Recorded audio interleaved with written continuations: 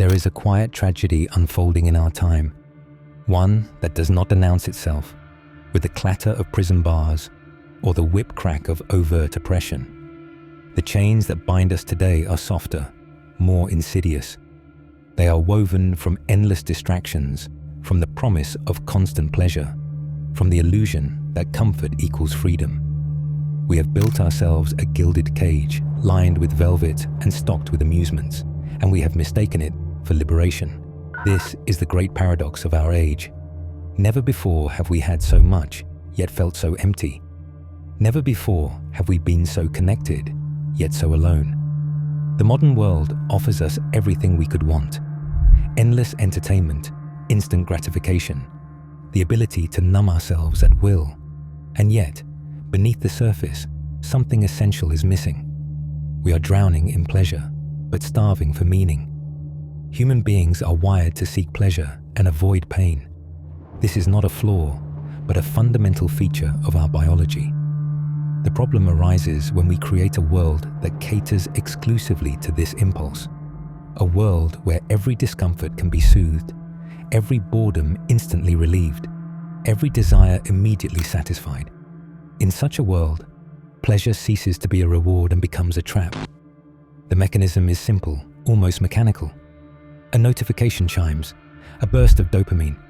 A new episode autoplays, another hit. A swipe, a like, a purchase. Each one a tiny thrill, carefully calibrated to keep us coming back. Over time, the baseline shifts.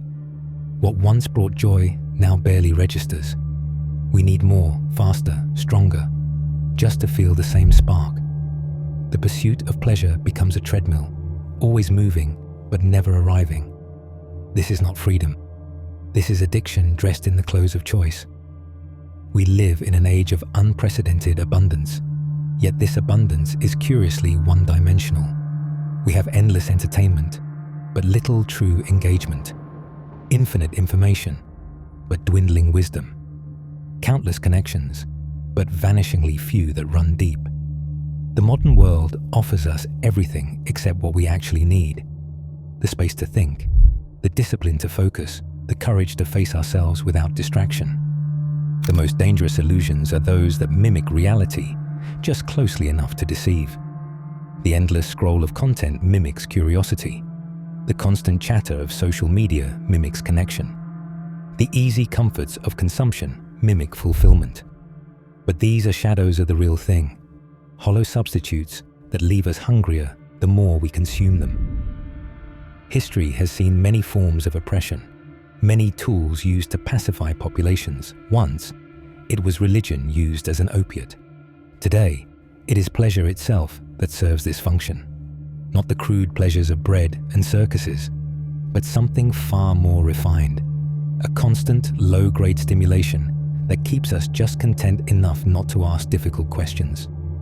Why revolt against the system when you can lose yourself in a sea of content? Why examine your life when there's always another episode, another post, another product to consume? The greatest trick the modern world has pulled is convincing us that distraction is freedom, that consumption is self-expression, that the endless pursuit of pleasure is the same thing as living. There was a time when boredom was not just inevitable, but necessary. In those empty spaces, the mind wandered, grappled, created. Today, boredom is an endangered species, hunted to near extinction by the relentless machinery of distraction. The moment a hint of discomfort arises, a difficult thought, an unwelcome emotion, we reach for the nearest digital pacifier. The cost of this is immeasurable. Depth requires time, patience, the willingness to sit with discomfort. Great art, meaningful relationships, original thought. These things are born from the soil of uninterrupted attention. But attention is now our most scarce resource, hunted and harvested by algorithms designed to fragment it. We have traded depth for dopamine, and we are poorer for it. They tell us we have never been more free. After all, we can choose between 100 streaming services, 1,000 brands, 1 million possible distractions. But this is the cruelest illusion of all, that the multiplication of trivial choices somehow equals freedom. True freedom is not the ability to choose between brands of toothpaste. It is the capacity to direct one's life with purpose, to resist the pull of every passing whim, to say no to the 1,000 petty distractions that clamor for our attention. The modern world offers us endless choices in everything that doesn't matter, and precious little in the things that do. Escaping this gilded cage requires something radical in today's world: the willingness to be uncomfortable, to sit in silence without reaching for a device, to resist the easy answer, the quick fix, the constant drip feed of distraction, to ask not "what do I want?" but "what is worth wanting?" This is not about rejecting pleasure, but about refusing to let it become the entirety of our existence. It is about recognizing that the most meaningful things in life, love, creativity, purpose, often require us to move through discomfort rather than around it. That depth cannot be bought or downloaded, only cultivated through patience and effort. The chains that bind us are of our own making, which means we hold the key. The question is whether we have the courage to use it, to step out of the warm, comfortable prison we've built for ourselves and into the uncertain but authentic terrain of real freedom.